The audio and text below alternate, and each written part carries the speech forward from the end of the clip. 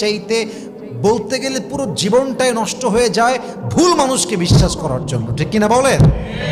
আপনি সেই মেয়েকে জিজ্ঞেস করেন যেই মেয়েটা ভুল করে বিশ্বাস করে একজন চরিত্রহীন লম্পটকে বিয়ে করেছে, তার জীবন যে কতটা নষ্ট হয়েছে একমাত্র সেই মেয়েটা ছাড়া এই আঘাত, এই যন্ত্রণা, এই কষ্ট আর কেউ ফিল করতে পারবে না, ঠিক কিনা বলেন?